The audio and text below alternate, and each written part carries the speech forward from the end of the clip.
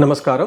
మనం వృషభ రాశి గనుక చూస్తే దీని ప్రభావంతో ఎలా ఉండబోతుందంటే, వృషభ రాశి వారికి 2వ స్థానంలో ఈ యొక్క కుజుని యొక్క సంచారం జరుగుతూ ఉంటుంది. ఎప్పుడైతే 2వ స్థానంలో కుజుని యొక్క సంచారం జరుగుతుందో వాళ్ళకి ధనానికి సంబంధించిన వ్యవహారంలో కొంచెం ఇబ్బంది పడే అవకాశం ఎక్కువగా ఉంటుంది. దాచుకున్న ధనం, కూడబెట్టిన ధనం విషయంలో ఖర్చు పెట్టే అవకాశం ఎక్కువగా ఉంటుంది.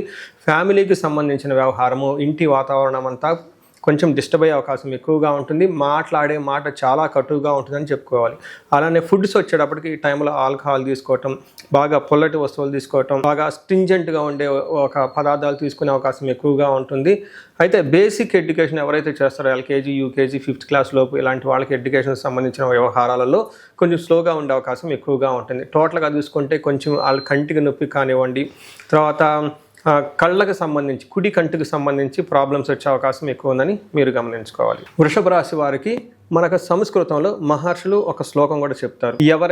ఎవరికైతే 2వ స్థానంలో కుజుడు ఉంటే ఏం జరుగుతుంది అనే దాని గురించి. దీనికి ఏం చెప్తారంటే, అసత్వం సతతం క్లేశనాశ సర్వకార్య వినాశనం సదా దుర్జన సంపర్క భీతి స్యాద్ ధనకే కుజ అంటారు. అంటే దీని ప్రకారం ఏంటంటే, అసత్వం అంటే ఎనర్జీ లేకుండా ఉండటం, తర్వాత సతతం క్లేశ ఎప్పుడు ఏదో ఒక విషయం గురించి బాధపడే అవకాశం ఎక్కువగా ఉంటుంది. ముఖ్యంగా గుర్తుపెట్టుకోండి, సర్వకార్య వినాశనం, ఏదైనా కనుక పని చేస్తే అందులో ఆటంకాలు ఉంటాయని తెలుసుకోవాలి. నెక్స్ట్ చెప్పబోయే చాలా ముఖ్యమైనదండి, సదా దుర్జన సంపర్క, ఎప్పుడు మీ చుట్టూ చెడ్డవాళ్ళు ఉంటారని గమనించుకోండి. ఈ టైంలో చాలా వరకు చెడ్డవాళ్ళు ఉండేసి మిమ్మల్ని ఇబ్బంది పెట్టే విధంగా ఉంటారు. అందుకని ఎవరిని పెడితే వాళ్ళని నమ్మొద్దు.